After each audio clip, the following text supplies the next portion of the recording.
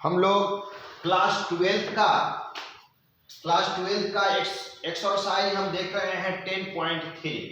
इसमें हम लोग वेक्टर में फर्स्ट क्वेश्चन आपको बता रहे हैं, कह रहे हैं कि दो सदिशों ए वेक्टर तथा बी वेक्टर के परिमाण क्रमशः दिया गया है। √3 दिया हुआ है और यहाँ पर 2 दिया हुआ है, और ए वेक्टर डॉट बी वेक्टर का मान दिया है √6। तो कह रहा है तो ए वेक्टर तथा बी वेक्टर के बीच का कोण ज्ञात कीजिए, यानी कि थीटा ज्ञात करने के लिए कह रहे हैं।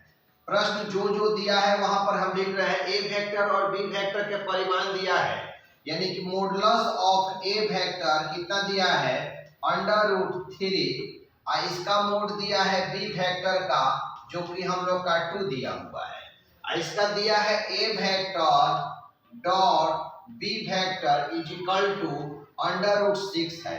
किसका मान प्राप्त करना है? थीटा का मान प्राप्त करना है। यहाँ पर देखिए थीटा का मान निकालना है आप लोग को। मैग्नीट्यूड अब यहाँ पर इंग्लिश में कह रहे हैं कि find the angle between two vectors a vector and b vector with magnitude दिया हुआ है 3√2 रिस्पेक्टिवली, यानी कि ए वेक्टर का मैग्नीट्यूड इतना है, बी वेक्टर का इतना है, और ए वेक्टर डॉट बी वेक्टर इतना दिया हुआ है, और थीटा का वैल्यू यहाँ पर निकालना है। तो एक फार्मूला आपको बता रहे हैं, उसी फार्मूला के मदद से इसका निकालिएगा कि cos थीटा बराबर लिखिएगा a vector dot B vector divided by a vector का परिमाण, और इसका परिमाण लिखेंगे। इसी के मदद से आपका निकल जाएगा यहाँ थीटा का मान। तो यहाँ पर ए वेक्टर डॉट बी वेक्टर का देखिए वैल्यू इतना है √6 है, तो लिख दिए। इसका वैल्यू दिया है कितना √3, यहाँ लिख दिए। इसका भी वैल्यू दिया है 2, तो यहाँ पर रूट में नहीं है तो यहाँ पर 2 लिख दिए। इसके बाद हम लोग यहाँ पर बता रहे हैं, यहाँ पर समझिए क्या है, ये cos थीटा हो गया, cos थीटा हुआ। अब यहाँ पर √6 को लिख दीजिए, यहाँ पर लिख सकते हैं इसको 2 × 3 लिख सकते हैं, और डिवाइडेड बाय √3 है, और उसके बाद इनटू में यहाँ पर 2 दिया गया है। तो cos थीटा हुआ आपका, इसको अलग अलग कर दीजिए, 2 का भी रूट है और ये 3 का भी रूट है, ये √3 है और इनटू में 2, यहाँ से ये कैंसिल हो जाएगा। उसके बाद जो बच गया उसको लिखते हैं cos theta is equal to √2 divided by 2। तो ये cos थीटा हो जाएगा √2, आई 2 को लिख सकते हैं आपका √2 × √2। तो cos theta is equal to कितना हुआ, एक √ से कैंसिल हो जाएगा तो इतना बचा, यानी कि cos theta is equal to theta का मान ज्ञात करना है। तो cos के रूप में देखेंगे इसका मान कितना का होता है 45 का होता है, 45 डिग्री का होता है, और डिग्री माप को रेडियन माप में बदलिएगा आप तो cos π/4 होगा। cos से cos यानी कि थीटा का जो वैल्यू होगा वो π/4 होगा। यही आपका आंसर हुआ, क्योंकि थीटा कह रहा है ए वेक्टर और बी वेक्टर के बीच का कोण जो हुआ ना π/4 हुआ। यहाँ पर एक बार और समझाते हैं कि दो सदिशों ए वेक्टर तथा बी वेक्टर का परिमाण क्रमशः दिया है, इतना इतना दिया हुआ है, और ए वेक्टर डॉट बी वेक्टर √6 है। तो ए वेक्टर तथा बी वेक्टर के बीच का कोण ज्ञात कीजिए। तो बीच का कोण निकालने के लिए जो दिया है लिख दिए हैं, इसको मोड में लिख दिए हैं। थीटा का मान निकालना है तो cos थीटा का मान इतना होता है फार्मूला यहाँ पर। इसके बाद सारा वैल्यू यहाँ पर पुट करके सॉल्यूशन कर दिए हैं, और वहां पर थीटा का वैल्यू हो गया है π/4। अब क्वेश्चन नंबर 2 बताएंगे। अब हम लोग क्वेश्चन नंबर 2 देख रहे हैं कि 2 में क्या कह रहा है।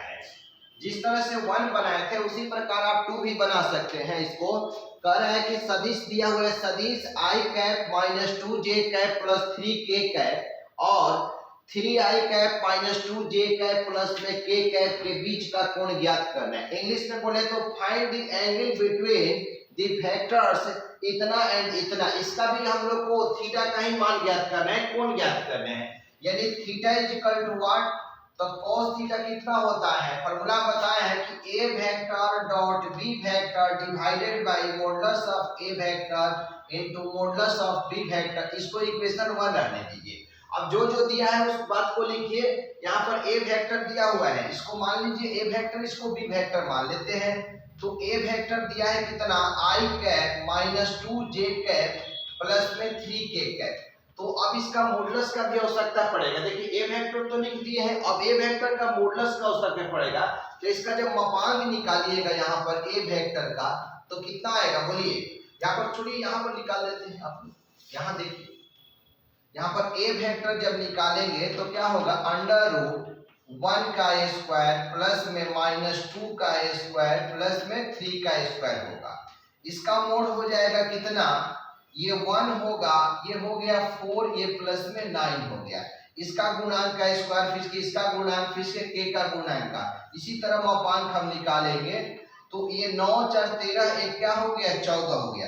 यानी कि इसका ए वेक्टर का परिमाण निकाल दिए मैग्नीट्यूड। अब हम निकालेंगे बी वेक्टर का।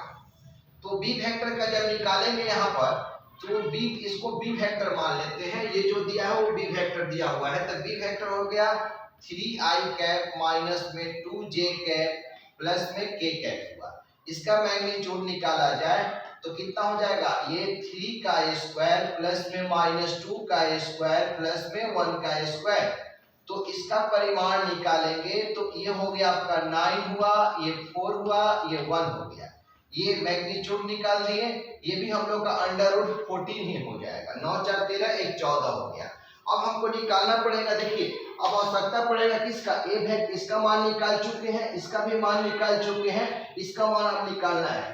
तो A vector dot B vector का मान निकालिएगा तो देखिए यहाँ पर क्या करना पड़ेगा, आई डॉट आई जो होता है ना 1 होता है, यहाँ पर निकालना है। यहाँ पर आई कैप है माइनस में 2j कैप 3k कैप, ए वेक्टर का वैल्यू रख दीजिए और डॉट में बी वेक्टर रखिए, कितना है 3i कैप माइनस में 2j कैप प्लस में k का कैप हुआ। तो डॉट प्रोडक्ट से i डॉट i 1 होगा, लेकिन यहाँ पर 1 है, 1 में 3 से मल्टीपल कीजिएगा तो ये 3 होगा। j डॉट j 1 होगा, अब माइनस से मल्टीपल कीजिएगा तो प्लस 2 2 जा 4 हो गया, और k डॉट के 1 हो जाएगा, और 3 में 1 से मल्टीपल कीजिएगा तो यहाँ पर 3 हो जाएगा। तो ये 4 और 3 7 और 3 कितना हो गया 10 हो गया। यानी ए वेक्टर डॉट बी वेक्टर का जो मान आया वो आपका 10 आ गया। अब लेकर चलेंगे फ्रॉम इक्वेशन 1, यहाँ से फ्रॉम इक्वेशन फर्स्ट यानी समीकरण 1 से।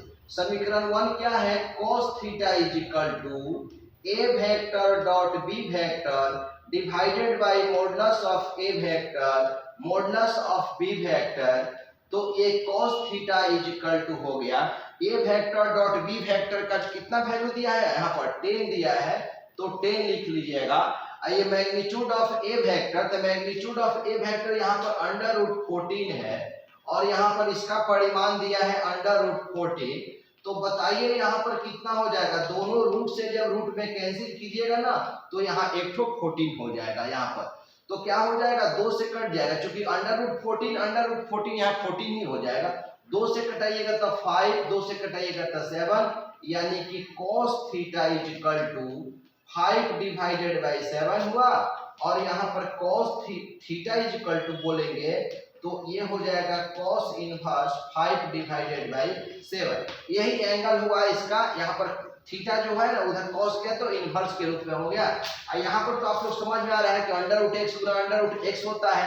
तो इसी प्रकार यहाँ पर 2 को 14 में से 1 को 14 निकल गया। ये नोट कीजिए आप लोग। क्वेश्चन नंबर 3 बता रहे हैं हम।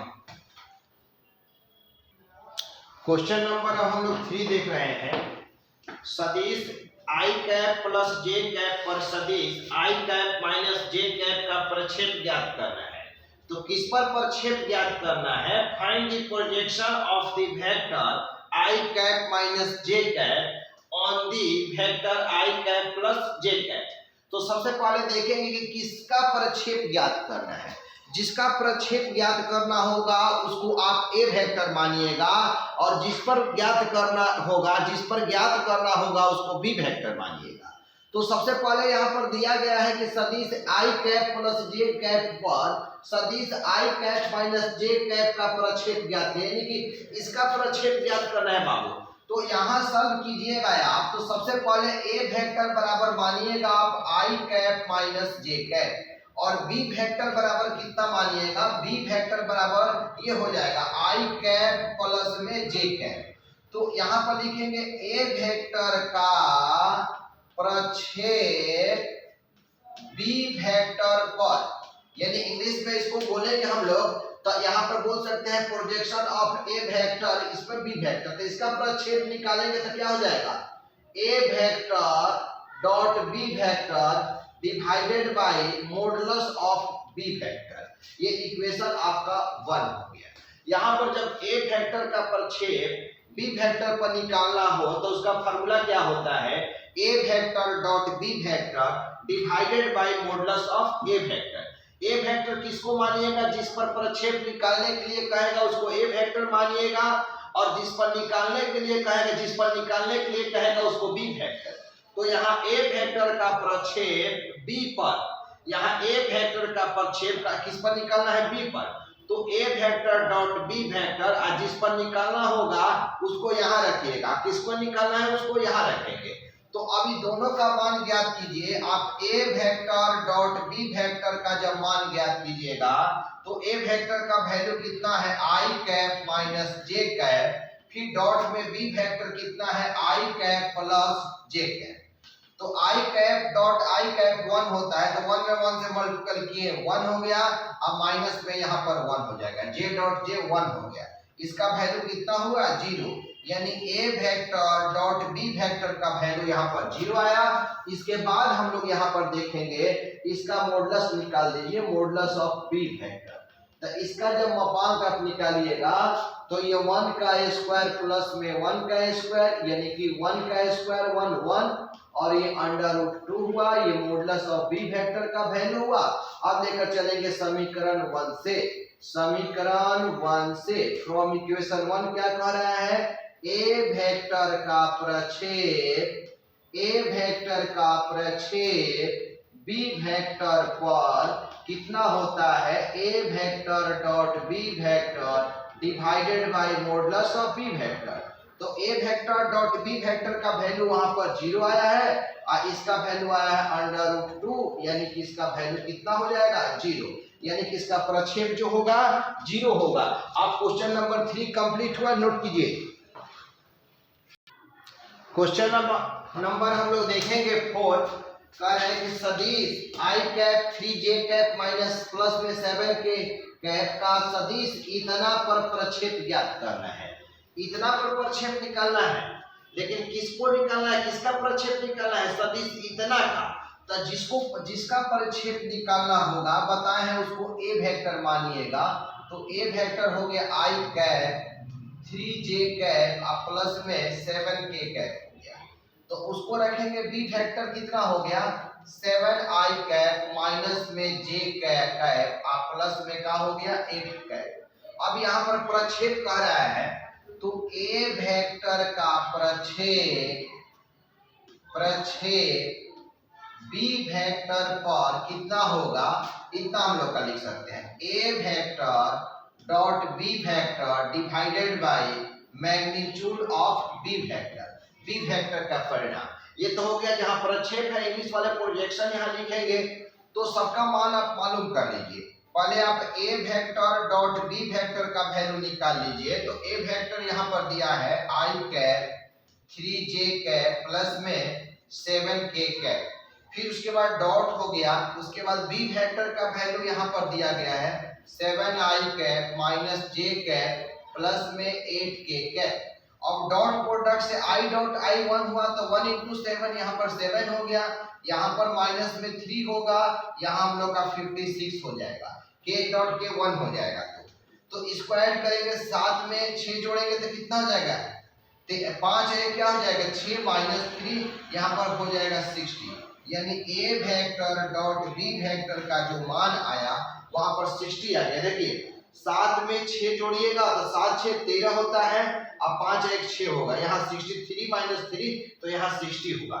उसके बाद यहाँ कितना बचा उसको लिखते हैं हम लोग। अब हम लोग इसका परिमाण निकालेंगे, परिणाम इसका होगा मैग्नीट्यूड बी वेक्टर का रूट अंडर 7 का स्क्वायर हो गया, उसके बाद प्लस में यहाँ पर -1 का स्क्वायर हो जाएगा, उसके बाद हम लिखेंगे प्लस में 8 का स्क्वायर होगा, यहाँ पर हम 8 का स्क्वायर हम दे दिए।